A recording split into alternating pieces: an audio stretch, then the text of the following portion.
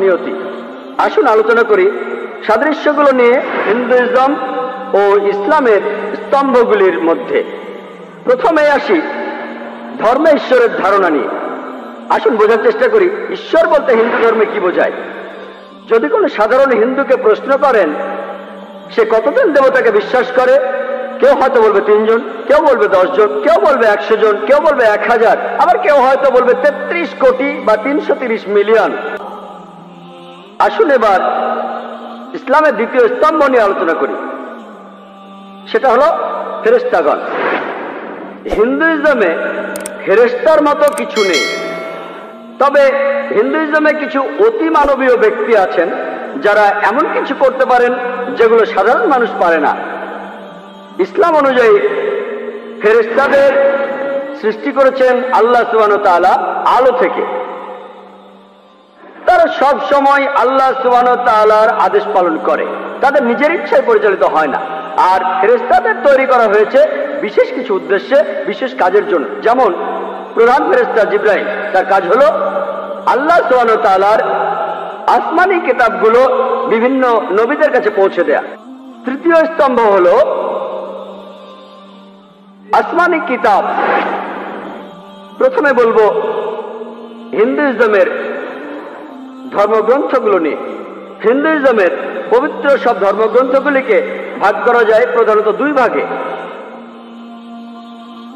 একটা হলো শ্রুতি, অন্যটা স্মৃতি। শ্রুতি অর্থ সেটা যা বোঝা গেছে, যা শোনা গেছে, যা স্পষ্ট হয়েছে, প্রকাশিত হয়েছে। আর এই শ্রুতিগুলোকে বলা হয়ে থাকে ঈশ্বরের বাণী। এই কথাগুলো একেবারে স্বর্গীয়। এখানে 2টো ভাগ রয়েছে, বেদ আর উপনিষদ। বেদ শব্দটা এসেছে সংস্কৃত শব্দ ভিদ থেকে, যার অর্থ জ্ঞান। আর বেদ অর্থ সবচেয়ে শ্রেষ্ঠ জ্ঞান। আবার বেদ 4 প্রকারের আছে, ঋগ্বেদ, যজুর্বেদ, সামবেদ আর অথর্ববেদ। সঠিক কবে এই বেদগুলো মানুষের কাছে এসেছে সেটা জানা যায় না। ঠিক কবে বেদ এসেছে সেটা জানা যায় না, পণ্ডিতরাও একমত না। স্বামী দয়ানন্দ সরস্বতীর মতামত অনুযায়ী, যিনি আর্য সমাজের প্রতিষ্ঠাতা, তিনি বলেছেন যে এই বেদগুলো পৃথিবীতে এসেছে 131 কোটি বছরের আগে। তবে বেশিরভাগ পণ্ডিতরাই, আর হিন্দু পণ্ডিতদেরও বেশিরভাগই, তারা বলেন বেদ আনুমানিকভাবে 4000 বছরের পুরনো। ঠিক কার কাছে বেদ প্রথম এসেছিল সেটাও আমরা জানি না। কোন দেশে প্রথম বেদ এসেছিল সেটাও আমরা জানি না। কোন ঋষি প্রথম এটা লিখেছিল বা কার উপর নাজিল হয়েছিল সেটাও জানি না। এসব কিছু ব্যাপারে একমত না হলেও হিন্দুরা বিশ্বাস করে যে এই বেদ ঈশ্বরের বাণী, আর এটাই সবচেয়ে পবিত্র সব হিন্দু ধর্মগ্রন্থের মধ্যে। এরপরে গুরুত্বপূর্ণ হলো উপনিষদ। প্রায় 200-রও বেশি উপনিষদ রয়েছে। ইন্ডিয়ানরা বলে উপনিষদের সংখ্যা 108টি। আর এগুলোর মধ্যে প্রধান হলো, কেউ বলে 10টি, কেউ বলে 12টি। আর রাধাকৃষ্ণন 18টি উপনিষদকে বলেছেন প্রধান উপনিষদ, তার বইতেও লিখেছেন। আর অন্য ধরনের পবিত্র গ্রন্থগুলো, এগুলো হলো স্মৃতি। স্মৃতি অর্থ যেটা স্মরণ করা যায়, অর্থাৎ মেমোরি। আর স্মৃতি, এগুলো শ্রুতির চাইতে কিছুটা কম পবিত্র। এই স্মৃতিগুলো ঈশ্বরের কাছ থেকে আসেনি, এগুলো মহান স্রষ্টার বাণী নয়, এগুলো লিখেছেন মানুষরাই। এখানে লেখা আছে বিভিন্ন নিয়ম কানুন, যে একজন মানুষ কিভাবে জীবন ধারণ করবে, এগুলোকে বলা হয় ধর্মশাস্ত্র। স্মৃতিগুলোর মধ্যে রয়েছে ইতিহাস। সেই অসাধারণ মহাকাব্য দুটির কথা বেশিরভাগ ইন্ডিয়ানই জানেন। একটা হলো রামায়ণ, যেটাতে শ্রীরামচন্দ্রের গল্প রয়েছে, এটাও বেশিরভাগ ইন্ডিয়ানই জানেন। অন্যটা হলো মহাভারত, যেখানে গল্পটা হচ্ছে সিংহাসন নিয়ে জ্ঞাতি ভাইদের মধ্যে যুদ্ধ, অর্থাৎ পাণ্ডব আর কৌরব। এছাড়াও এখানে শ্রীকৃষ্ণের গল্প বলা হয়েছে। আর আমাদের বেশিরভাগ ইন্ডিয়ানরা এই মহাভারত পড়েছেন। ধর্মগ্রন্থগুলির মধ্যে সবচেয়ে জনপ্রিয় হলো ভগবদ গীতা। ভগবদ গীতা হলো মহাভারতের একটি অংশ। এতে 18টি অধ্যায় আছে। এগুলো হলো ভীষ্ম পর্বের একটি অংশ। 25 নম্বর অধ্যায় থেকে 42 অধ্যায়, মহাভারতের 18টি অধ্যায় আছে। এখানে শ্রীকৃষ্ণ কিছু উপদেশ দিয়েছেন অর্জুনকে যুদ্ধের ময়দানে। অন্য পবিত্র গ্রন্থ হলো পুরানা। পুরানা অর্থ প্রাচীন, হিন্দিতে বলি পুরানা হ্যায়, পুরানা প্রাচীন, তাহলে পুরানা অর্থ প্রাচীন। এগুলো খুবই জনপ্রিয়। আর মহর্ষি ব্যাসদেব তিনি পুরানার 18টি অধ্যায় লিখেছেন। এখানে ঈশ্বর আর দেবতাদের নিয়ে গল্প রয়েছে, কিভাবে বিশ্বজগৎ সৃষ্টি হয়েছে সে কথাও বলা হয়েছে। পুরাণাগুলির মধ্যে প্রধান একটা হলো ভবিষ্য পুরাণা, ভবিষ্যতের কথা বলা হয়েছে। এছাড়াও অনেক ধর্মগ্রন্থ রয়েছে, যেমন মনুস্মৃতি, মনুরাহীন, এছাড়াও অনেক ধর্মগ্রন্থ। তবে সবগুলোর মধ্যে সবচেয়ে পবিত্র হিন্দু ধর্মগ্রন্থ সেটা হলো বেদ। যদি কোনো কথা বেদের সাথে না মেলে তাহলে বেদকেই মানতে হবে, বেদ সবচেয়ে উপরে। আসুন এবার ইসলামের গ্রন্থগুলো নিয়ে আলোচনা করি। আল্লাহ পবিত্র কোরআনে বলছেন, সূরা রাদের 38 নম্বর আয়াতে উল্লেখ করা হয়েছে, আল্লাহ বলছেন ওয়ালিকুল্লি আজরিন কিতাব, প্রত্যেক যুগেই আমি কিতাব নাজিল করিয়াছি।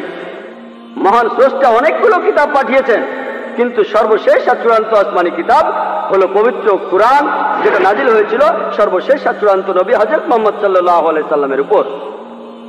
আর সব আসমানি কিতাব, আগের কিতাবগুলি পবিত্র কোরআনের আগে, সেগুলো নাজিল হয়েছিল একটি বিশেষ গোত্রের জন্য এবং সেগুলো ছিল একটি নির্দিষ্ট সময়ের জন্য। কিন্তু সর্বশেষ আর চূড়ান্ত আসমানি কিতাব পবিত্র কোরআন শুধু মুসলিম বা আরবদের জন্য নাজিল হয়নি, কোরআন পুরো মানব জাতির জন্য নাজিল হয়েছে। পবিত্র কোরআনে সূরা ইব্রাহিমের 1 নম্বর আয়াতে উল্লেখ করা আছে, সূরা ইব্রাহিমের 52 নম্বর আয়াতে উল্লেখ করা আছে, সূরা বাকারার 185 নম্বর আয়াতে উল্লেখ আছে, আর এছাড়াও সূরা জুমারের 41 নম্বর আয়াতে উল্লেখ করা হয়েছে যে কোরআন অবতীর্ণ হয়েছে সমগ্র মানব জাতির জন্য। ইসলাম ধর্মে কোরআন হলো সবচেয়ে পবিত্র গ্রন্থ। প্রথমটা হলো এটা মহান সৃষ্টিকর্তার বাণী। আর কোরআনের সাহায্যকারী গ্রন্থ হিসেবে আপনারা ইসলাম ধর্মে পাবেন আমাদের প্রিয় নবী যা বলেছেন, সহিহ হাদিস। সর্বশেষ ও চূড়ান্ত নবী হযরত মুহাম্মদ সাল্লাল্লাহু আলাইহি সাল্লাম যা বলে গিয়েছেন, এই সহিহ হাদিস কখনোই পবিত্র কোরআনের বিরুদ্ধে যাবে না। পবিত্র কোরআন আর সহিহ হাদিসের মধ্যে কখনোই কোনো বিরোধ হবে না। এই দুটোই হলো ইসলাম ধর্মের সবচেয়ে পবিত্র গ্রন্থ। আসুন এবার ইসলামের চতুর্থ স্তম্ভ নিয়ে কথা বলি, সেটা হলো নবী রাসূলগণ। প্রথমে আমরা হিন্দু ধর্মের প্রেরিত দূতদের কথা বলবো। সাধারণ হিন্দুরা তারা অবতারবাদে বিশ্বাস করে। অবতার একটা সংস্কৃত শব্দ যেটা এসেছে আউ থেকে, অর্থ নিচে, এবং ত্র অর্থ ভ্রমণ করা।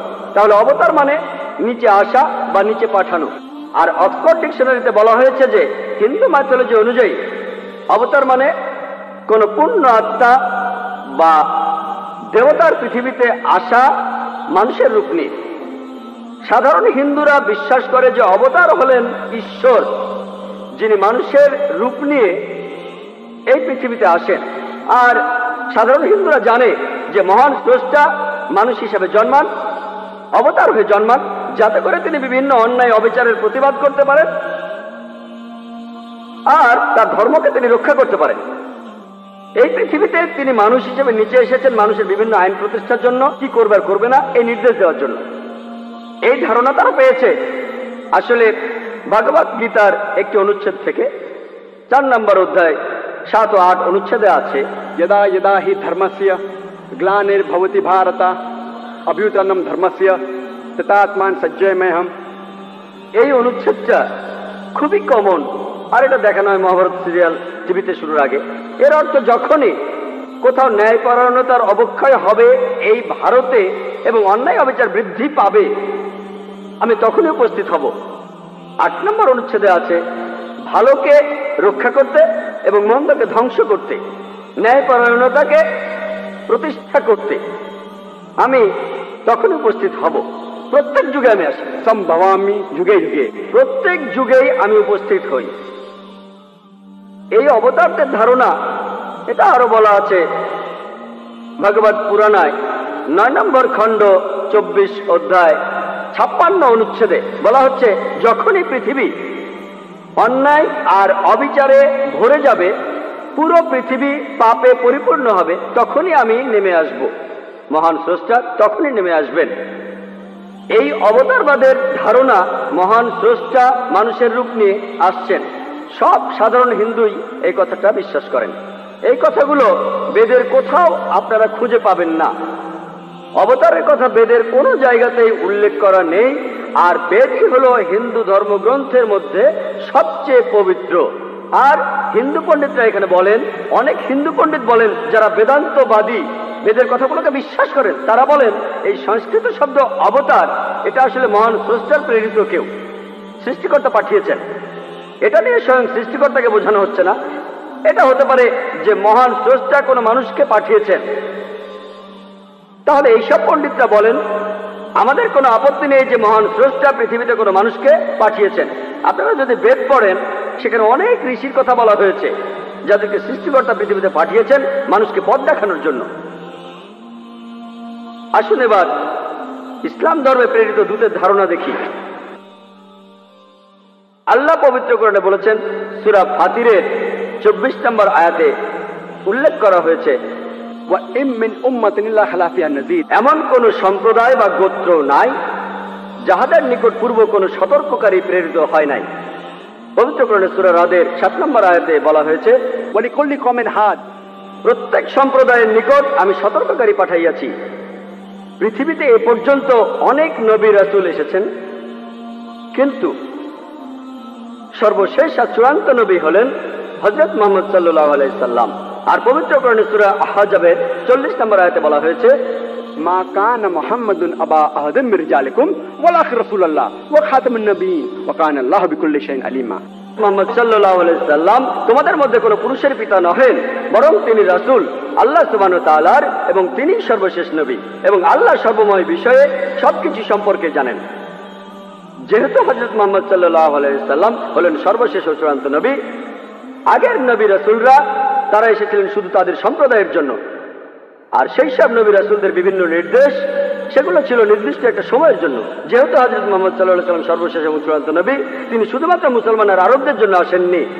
আল্লাহ পবিত্র কোরআনে বলেছেন, সূরা আম্বিয়ার 107 নম্বর আয়াতে উল্লেখ করা হয়েছে, ওয়ামা আরসালনাকা ইল্লা রাহমাতাল লিল আলামিন, যে আমি তো তোমাকে কেবল বিশ্বজগতের প্রতি রহমত রূপে প্রেরণ করিয়াছি, পৃথিবীর যাবতীয় জীবজন্তুর রহমত হিসেবে, পৃথিবীর সমস্ত মানব জাতির রহমত হিসেবে। আল্লাহ কোরআনে আরো বলছেন, সূরা সাবার 28 নম্বর আয়াতে উল্লেখ করা হয়েছে, ওয়ামা আরসালনাকা ইল্লা কাফাতাল লিন-নাস বাশীরা ওয়া নাযীরা, আমি তো তোমাকে পৃথিবীতে প্রেরণ করিয়াছি সমগ্র মানব জাতির জন্য, তাহাদের প্রতি সুসংবাদদাতা ও সতর্ককারী রূপে।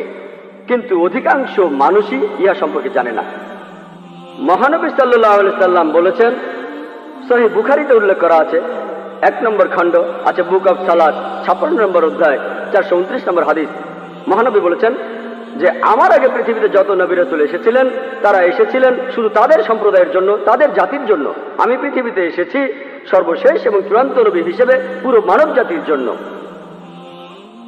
ইসলাম ধর্মে আমরা এটা বিশ্বাস করি না যে সর্বশক্তিমান ঈশ্বর এই পৃথিবীতে মানুষ হিসেবে আসেন। এই বিশ্বাসটা যে স্রষ্টা পৃথিবীতে মানুষ হয়ে আসেন, এটাকে বলা হয় অ্যানথ্রোপোমরফিজম।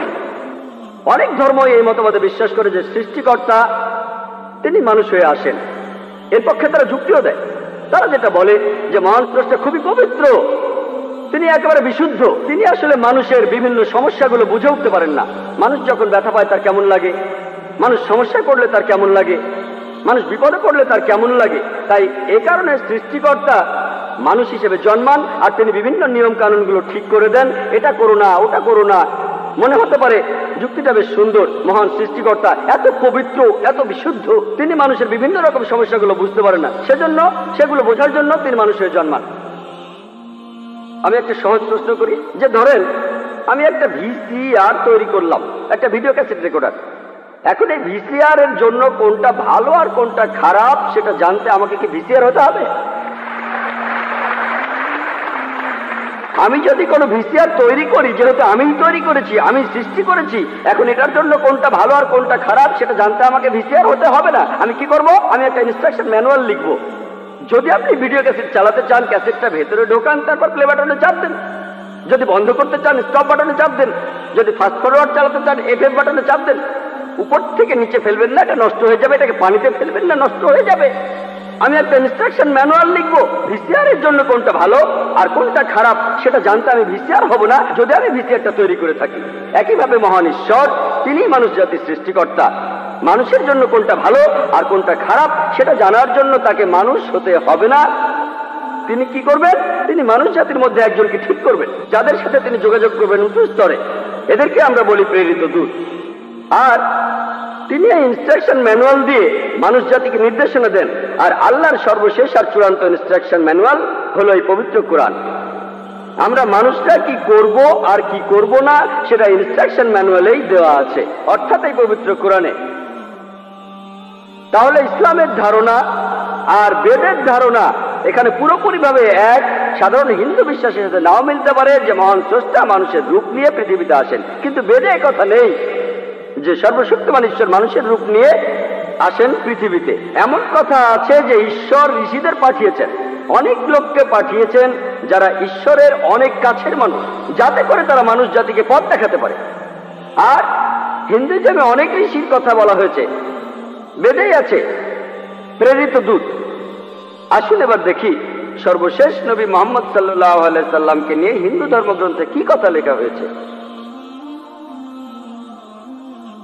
ভবিষ্য পুরাণায় উল্লেখ আছে 3 নম্বর পর্ব, 3 নম্বর খণ্ড, 3 অধ্যায়, 10 থেকে 27 নম্বর শ্লোক। বলা হয়েছে যে ম্লেচ্ছরা তারা আরবের ভূমিকে অপবিত্র করেছে, আর্য ধর্মকে সেখানে খুঁজে পাওয়া যায় না। এখানে কিছু শত্রু ছিল যারা অতীতে পরাজিত হয়েছে, কিন্তু এখন আরো শক্তিশালী শত্রু উপস্থিত হয়েছে। আমি একজন মানুষকে পাঠাবো যার নাম হবে মুহাম্মদ সাল্লাল্লাহু আলাইহি সাল্লাম। তিনি এই শত্রুদের ধ্বংস করবেন আর মানুষকে সুপথে পরিচালিত করবেন। হে ভোজ রাজা, তুমি কখনোই সেখানে যাবে না যেখানে পিশাচদের রাজত্ব, কারণ আমি আমার করুণা দিয়ে তোমাদের হৃদয়কে পবিত্র করব। তখন দেবদূতের মতো একজন মানুষ তিনি রাজার সামনে আসলেন আর বললেন, হে রাজা, আমাকে এখানে পাঠিয়েছেন ঈশ্বর পরমাত্মা। আর্য ধর্ম পৃথিবীতে বিরাজ করবে, যে ধর্মটা সত্য দ্বীনুল হক সেটা পৃথিবীতে বজায় থাকবে। আমাকে এখানে পাঠিয়েছেন ঈশ্বর পরমাত্মা, যাতে মাংসভোজীদের বিশ্বাসকে প্রতিষ্ঠা করা যায়। আমার অনুসারীরা হবে সেই লোকেরা যারা সুন্নতে খাতনা করবে, আর তাদের মাথার উপরে কোনো টিকি থাকবে না। তারা একটা বিপ্লব তৈরি করবে, তারা মুখে দাড়ি রাখবে, তারা প্রার্থনার জন্য আহ্বান করবে, বিধিসম্মত সব খাবারই খাবে, তবে তারা শূকরের মাংস খাবে না। তারা লতাগুল্মের মাধ্যমে পবিত্র হবে না, বরং যুদ্ধ বিগ্রহের মাধ্যমে পবিত্র। তাদেরকে বলা হবে মুসলমান, আর তারা হবে মাংসভোজী। এই ভবিষ্যৎবাণী যে একজন ঋষি আসবেন, আর সেই ঋষির নাম উল্লেখ করা হয়েছে মুহাম্মদ সাল্লাল্লাহু আলাইহি ওয়াসাল্লাম। আর বলা আছে তিনি মানুষ জাতিকে সঠিক পথে পরিচালিত করবেন। আমরা জানি মুহাম্মদ সাল্লাল্লাহু আলাইহি ওয়াসাল্লাম আরবদের পথ দেখিয়েছেন। সে সময়কে বলা হয় আয়ামে জাহেলিয়া, অর্থাৎ বিশৃঙ্খলার যুগ। তিনি তাদের আলো সন্ধান দিয়েছেন। আর বলা হয়েছে তার অনুসারীদের খতনা করা থাকবে। মুসলমানরা খতনা দেয়, তাদের মাথায় কোনো টিকি থাকবে না, মাথার পেছনে কোনো লেজ থাকবে না, মুসলমানদেরও থাকে না। তাদের মুখে দাড়ি থাকবে, মুসলমানরাও দাড়ি রাখে। তারা একটা বিপ্লব ঘটাবে, তারা প্রার্থনার জন্য আহ্বান করবে, আর সেটা হলো আজান। আমরা মুসলিমরা আজান দেই, নামাজের জন্য আহ্বান করি। তারা সব বিধিসম্মত খাবার খাবে, কিন্তু শূকরের মাংস তারা ছোবে না। আমরা মুসলিমরা শূকরের মাংস খাই না। তারা লতাগুল্মের মাধ্যমে পবিত্র হবে না, তারা পবিত্র হবে যুদ্ধ বিগ্রহের মাধ্যমে। আর পবিত্র করণে আমাদেরকে বলা হয়েছে সত্যের জন্য যুদ্ধ করব, অন্যায় অবিচারের বিরুদ্ধে। তাদেরকে বলা হবে মুসলমান, তারা হবে মাংসভোজী। ভবিষ্য পুরাণের এই ভবিষ্যৎবাণী একেবারে পরিষ্কার ভাবে সর্বশেষ ও চূড়ান্ত নবী মুহাম্মদ সাল্লাল্লাহু আলাইহি সাল্লাম এবং তার অনুসারীদের কথা বলছে। মুহাম্মদ সাল্লাল্লাহু আলাইহি সাল্লামের নাম বিভিন্ন জায়গায় অনেকবার বলা হয়েছে, হাতে সময় নেই, সেজন্য ভবিষ্য পুরাণ থেকে কয়েকটা উদাহরণ দিচ্ছি। এই ভবিষ্যৎবাণী করা হয়েছে ভবিষ্য পুরাণের 3য় পর্ব, 3য় খণ্ড, 3য় অধ্যায়ের 5 থেকে 8 শ্লোকে। এছাড়াও বলা আছে ভবিষ্য পুরাণের 3য় পর্বে 1ম খণ্ড 3য় অধ্যায়ের 21 থেকে 23 নম্বর শ্লোকে সর্বশেষ আর চূড়ান্ত নবী মুহাম্মদ সাল্লাল্লাহু আলাইহি সাল্লামের কথা উল্লেখ করা হয়েছে অথর্ববেদে 20 নম্বর গ্রন্থে 127 নম্বর অধ্যায়ের 1 থেকে 14 নম্বর মন্ত্রে। এগুলোকে আরো বলা হয় কুন্টুব সুক্তাস। কুন্টুব সংস্কৃত শব্দ, অর্থাৎ পেটের একটা লুকানো গ্রন্থি। তার মানে এই মন্ত্রগুলির অর্থ লুকানো রয়েছে, এগুলো পরে জানা যাবে। এখানে সবগুলো মন্ত্র নিয়ে আলোচনা করার মতো সময় নেই, আমি শুধু প্রথম 4টা মন্ত্র নিয়ে কিছু কথা বলবো। 1 নম্বর মন্ত্র বলছে তিনি হলেন নরসংসা। তিনি হলেন কাওরামা। তিনি পরাজিত করবেন 60,090 জন শত্রুকে। 2 নম্বর মন্ত্র বলছে তিনি উটের পিঠে চড়বেন। 3 নম্বর মন্ত্র বলছে তিনি হলেন মামা ঋষি। 4 নম্বর মন্ত্রে তাকে আরো বলা হচ্ছে রেব। 1 নম্বর মন্ত্র বলছে তিনি হলেন নরসংসা। নরসংসা শব্দটা এসেছে নর থেকে, অর্থাৎ কোনো ব্যক্তি বা একজন লোক। আর সংসা অর্থ প্রশংসা, কারণ প্রশংসা করা। তাহলে নরসংসা অর্থ যে ব্যক্তিকে প্রশংসা করা হয়। আর আপনারা যদি মহানবী মুহাম্মদ সাল্লাল্লাহু আলাইহি সাল্লামের নামের ইংরেজি অনুবাদ করেন, যদি তার নামের ইংরেজি অনুবাদ করেন তার অর্থ যার প্রশংসা করা হয়, তাহলে নরসংসা শব্দটার আরবি অনুবাদ করলে সেটা হবে মুহাম্মদ সাল্লাল্লাহু আলাইহি সাল্লাম। এখানে নামই উল্লেখ করা হচ্ছে। এরপর বলা হচ্ছে তিনি হলেন কাওরামা। এই কাওরামা শব্দটার একটা অর্থ সংস্কৃতিতে হলো শান্তির রাজপুত্র। আর মুহাম্মদ সাল্লাল্লাহু আলাইহি সাল্লাম শান্তির রাজপুত্র ছিলেন। আরেকটা অর্থ হলো যে বিদেশে যায়। হযরত মুহাম্মদ সাল্লাল্লাহু আলাইহি সাল্লাম হিজরত করেছিলেন মক্কা থেকে মদিনায়, তিনি বিদেশে গিয়েছিলেন। এছাড়া প্রথম মন্ত্রে আছে তিনি 60,090 জন শত্রুকে পরাজিত করবেন। আর সে সময় মক্কায় যেসব লোকজন থাকতো তাদের মধ্যে যারা নবীজির বিরুদ্ধে ছিল তাদের সংখ্যা আনুমানিকভাবে 60,000 জন। 2 নম্বর মন্ত্র বলছে যে তিনি উটের পিঠে চড়বেন। কোন ইন্ডিয়ান ঋষি, কোন ব্রাহ্মণই কখনো উটের পিঠে চড়বেন না, কারণ মনুস্মৃতিতে বলছে 11 নম্বর অধ্যায়ের 202 নম্বর অনুচ্ছেদে বলা হয়েছে একজন ব্রাহ্মণকে কোনো গাধা বা উটের পিঠে চড়তে নিষেধ করা হয়েছে। এতে বোঝা যাচ্ছে ইনি কোনো ইন্ডিয়ান ঋষি নন। 3 নম্বর মন্ত্র বলছে তিনি মামা ঋষি। মামা অর্থ মহা, অর্থাৎ মহান ঋষি। আর এছাড়াও অন্যান্য ধর্মগ্রন্থ বলছে সেটা মোহাম্মদ ঋষি। 4 নম্বর মন্ত্র বলছে তিনি হলেন রেব। রেব অর্থ যিনি প্রশংসা করেন। আর মুহাম্মদ সাল্লাল্লাহু আলাইহি সাল্লামের আরেকটা নাম হলো আহমদ সাল্লাল্লাহু আলাইহি সাল্লাম, অর্থাৎ যিনি প্রশংসা করেন। তাহলে নবীজির এই অন্য নামটা এই আহমদ শব্দটার সংস্কৃত করলে পাবেন রেব। আর এ কথাটাই রয়েছে অথর্ব বেদে। এই মন্ত্রগুলি কুন্টুব সুক্তাস, এই মন্ত্রগুলি শুধু একজনকে নির্দেশ করছে, তিনি সর্বশেষ চূড়ান্ত নবী মুহাম্মদ সাল্লাল্লাহু আলাইহি সাল্লাম। আমি কয়েকটা ভবিষ্যৎবাণীর কথা বলবো, এছাড়াও আরো আছে। মুহাম্মদ সাল্লাল্লাহু আলাইহি সাল্লাম তার কথা বলা হয়েছে অথর্ব বেদে 20 নম্বর গ্রন্থের 21 নম্বর অনুচ্ছেদের 6 নম্বর পরিচ্ছেদে বলা হয়েছে যে একজন কারু,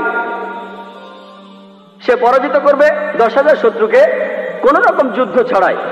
এখানে আহজাবের যুদ্ধের কথা বলা হচ্ছে, খন্দকের যুদ্ধের কথা পবিত্র কোরআনে সূরা আহজাবে আছে। আর কারু সংস্কৃত ভাষায় এর অর্থ যে ব্যক্তি প্রশংসা করে, যেটা মুহাম্মদ সাল্লাল্লাহু আলাইহি সাল্লামের দ্বিতীয় নাম আহমেদের অনুবাদ।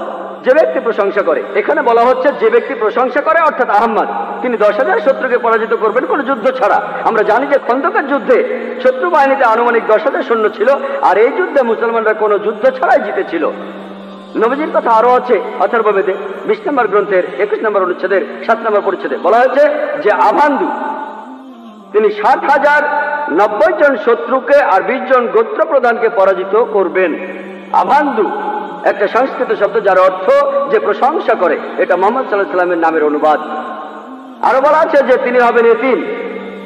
আর আমরা এখন ইতিহাস থেকে জানি সে সময় আনুমানিক 20 জন গোত্র প্রধান ছিল মক্কা শহরে, যারা নবীজির কাছে পরাজিত হয়েছিল। আর মক্কার যেসব লোক তার বিপক্ষে ছিল তারা ছিল প্রায় 60,000। এই ভবিষ্যৎবাণীর কথা আরো আছে ঋগ্বেদে 1 নম্বর গ্রন্থের 3 নম্বর অনুচ্ছেদের 9 নম্বর পরিচ্ছেদে। এখানে সংস্কৃত শব্দ হলো সুশ্রামা। সুশ্রামা এটাও একটা সংস্কৃত শব্দ যার অর্থ যে ব্যক্তি প্রশংসা করে, যেটা মুহাম্মদ সাল্লাল্লাহু আলাইহি সাল্লামের নামের অনুবাদ। আরো অনেক ভবিষ্যৎবাণী আছে, এখানে সময় কম তাই সবগুলো বলতে পারছি না। নবীজির কথা আরো বলা হয়েছে সামবেদে উত্তর চিকে 15 নম্বর মন্ত্রে বলা হয়েছে যে আহম্মদ তাকে দেওয়া হয়েছে অবিনশ্বর আইন। এখানে নবীজির নাম বলা হয়েছে আহমদ সাল্লাল্লাহু আলাইহি সাল্লাম, তাকে দেওয়া হয়েছে অবিনশ্বর আইন। পবিত্র কোরআন এটাই তার শরিয়া। কিন্তু যদি এই অনুচ্ছেদটার অনুবাদ পড়েন, আহমদ শব্দটা আসলে আরবি শব্দ, তারা এটার অনুবাদ করতে পারেনি, তাই লিখেছে আহাম মাটি। আহা আর মাটি সংস্কৃত শব্দ যার অর্থ আমার বাবা। তার মানে আমার বাবাকে দেওয়া হয়েছে অবিনশ্বর আইন। অনুবাদটাতে আপনারা আলাদা শব্দ দেখবেন, তবে অরিজিনাল গ্রন্থে আছে আহম্মদ। এই আহমদ শব্দটা হিন্দু ধর্মের অন্যান্য গ্রন্থগুলোতেও রয়েছে, যেমন আছে সামবেদে ইন্দ্র 2য় অধ্যায়ের 152 নম্বর মন্ত্রে নবীজিকে আহমদ বলে ডাকা হয়েছে যজুর্বেদে 31 অধ্যায়ের 18 অনুচ্ছেদে। ঋগ্বেদের 8 নম্বর গ্রন্থের 6 নম্বর অনুচ্ছেদের 10 নম্বর পরিচ্ছেদে।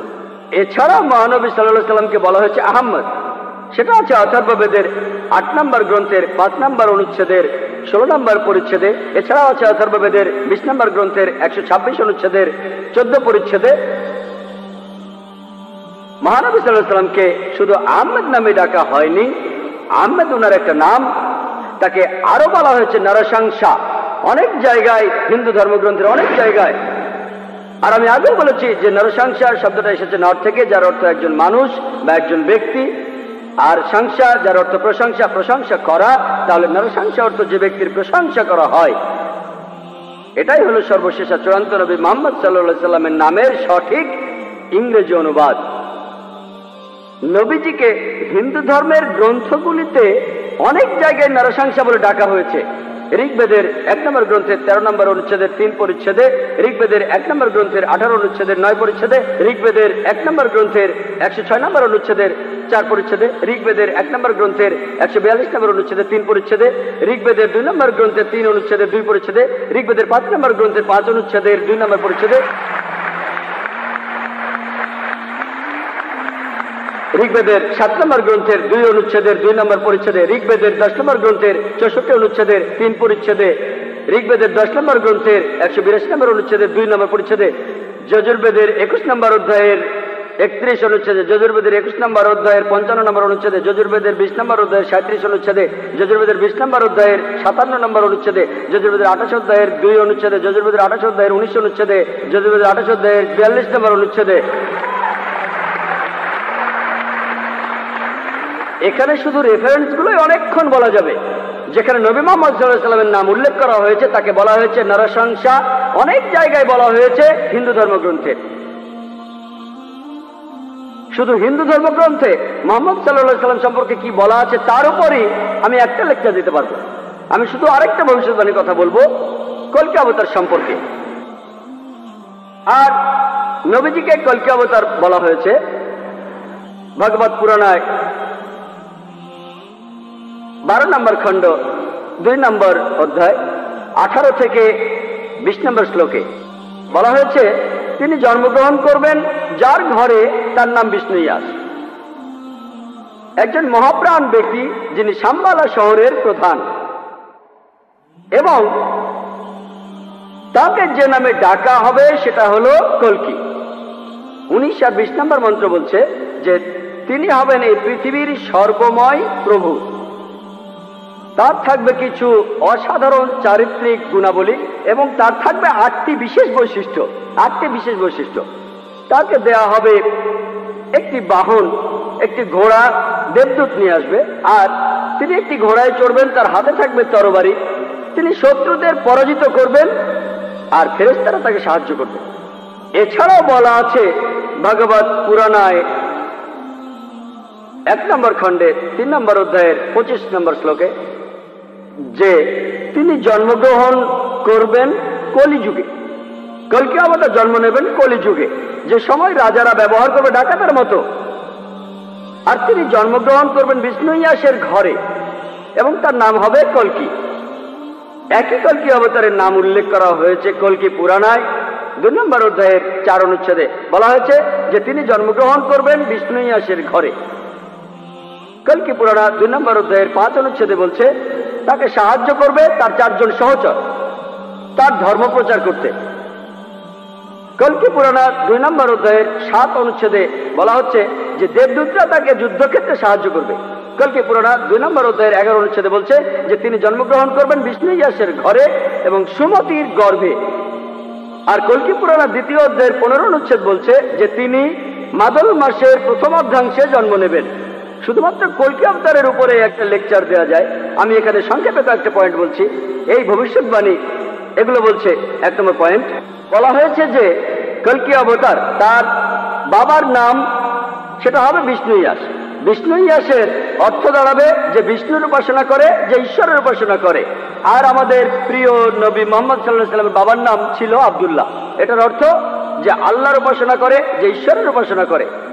2 নম্বর পয়েন্ট, কলকি অবতার যে মায়ের গর্ভে জন্মাবে তার নাম হবে সুমতি। যদি আপনি সুমতি শব্দটার ইংরেজি অনুবাদ করেন অর্থ দাঁড়াবে শান্তি। আর আমাদের নবীজির মায়ের নাম ছিল আমিনা, যার ইংরেজি অর্থ করলে দাঁড়ায় শান্তি। এরপরে বলা হয়েছে তিনি যেখানে জন্মাবেন সেই গ্রামের নাম হবে শাম্বালা। শাম্বালা শব্দটার অনুবাদ করলে অর্থ দাঁড়াবে একটি শান্তিপূর্ণ এলাকা।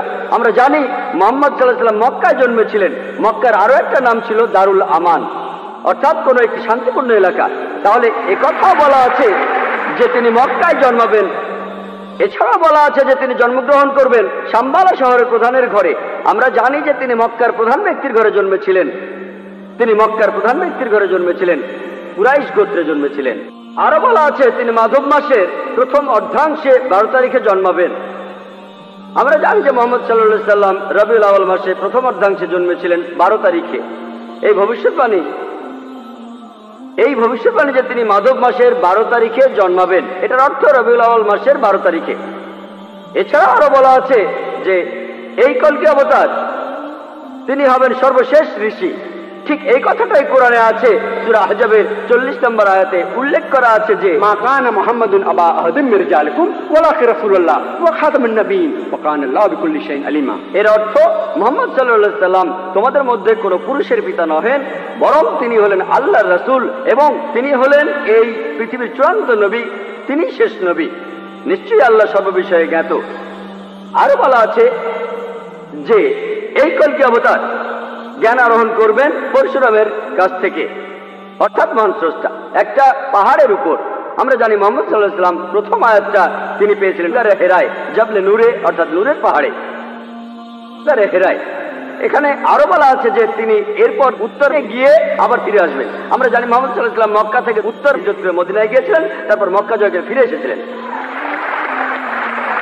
আরো বলা আছে যে এই কলকি অবতার তিনি পুরো পৃথিবীর মানুষের জন্য একটি দৃষ্টান্ত।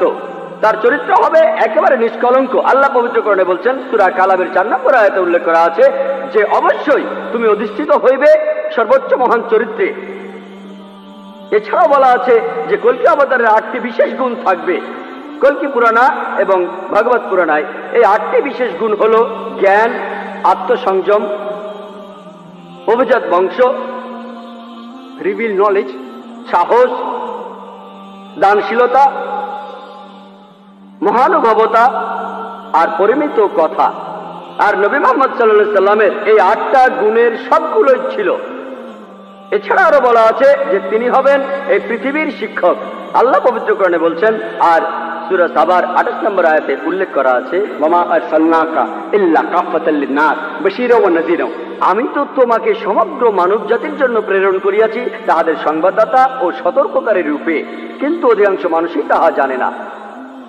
এরপর আরো বলা আছে যে এই কলকি অবতার তাকে সর্বশক্তিমান ঈশ্বর একটি বাহন দেবেন। আমরা জানি মুহাম্মদ সাল্লাল্লাহু আলাইহি ওয়াসাল্লাম তিনি বোরাকে চড়েছিলেন, বোরাকে চড়ে তিনি মেরাজে গিয়েছিলেন, আল্লাহর কাছে গিয়েছিলেন। আরো বলা আছে এই কলকি অবতার ঘোড়ায় চড়বে আর হাতে তরবারি থাকবে। আমরা জানি মুহাম্মদ সাল্লাল্লাহু আলাইহি ওয়াসাল্লাম যত যুদ্ধ হয়েছিল বেশিরভাগ যুদ্ধে তিনি ছিলেন, বেশিরভাগ যুদ্ধ ছিল আত্মরক্ষার উদ্দেশ্যে। আর যদিও তিনি সবার নেতা ছিলেন, তবুও সব যুদ্ধেই তিনি ছিলেন, সেখানে ঘোড়ায় চড়েছিলেন আর তিনি ডান হাতে একটা তরবারি ধারণ করতেন। এরপর আরো বলা আছে যে এই কলকি অবতারকে সাহায্য করবে 4 জন সহচর, যাতে সত্যের ধর্ম তিনি প্রচার করতে পারেন। বোঝাই যাচ্ছে এখানে বলা হচ্ছে 4 খলিফার কথা, খোলাফায়ে রাশিদিন, হযরত আবু বকর, হযরত ওমর, হযরত ওসমান, হযরত আলী, আল্লাহ তাদের সবার উপর সন্তুষ্ট হন। পরে তারা হয়েছিলেন খোলাফায়ে রাশিদিন, সঠিক নির্দেশ পালনকারী ইসলামের খলিফা, ইসলামকে ছড়িয়ে দিয়েছেন। আরো বলা আছে যে এই কলকি অবতার শত্রুকে পরাজিত করবে আর মানুষকে সঠিক পথে নিয়ে আসবে। আমরা জানি মুহাম্মদ সাল্লাল্লাহু আলাইহি ওয়াসাল্লাম শত্রুকে পরাজিত করেছিলেন আর আরবদের তিনি আয়ামে জাহেলিয়া থেকে, অজ্ঞতার যুগ থেকে সত্যের পথে এনেছিলেন। আরেকটা কথা বলা আছে যে দেবদূতরা তাকে যুদ্ধের ময়দানে সাহায্য করবে। আমরা জানি মুহাম্মদ সাল্লাল্লাহু আলাইহি ওয়াসাল্লামকে ফেরেশতারা বিভিন্ন যুদ্ধে সাহায্য করেছিলেন, যেমন বদরের যুদ্ধে। পবিত্র কোরআনেও আছে সূরা আল ইমরানের 123 থেকে 25 নম্বর আয়াতে উল্লেখ আছে। এছাড়াও সূরা আনফালের 8 এবং 9 নম্বর আয়াতে উল্লেখ আছে। তাহলে এই কলকি অবতারের ভবিষ্যৎবাণীর সাথে আর কাউকে মেলানো যায় না, শুধু মেলানো যায় সর্বশেষ ও চূড়ান্ত নবী মুহাম্মদ সাল্লাল্লাহু আলাইহি ওয়াসাল্লামকে।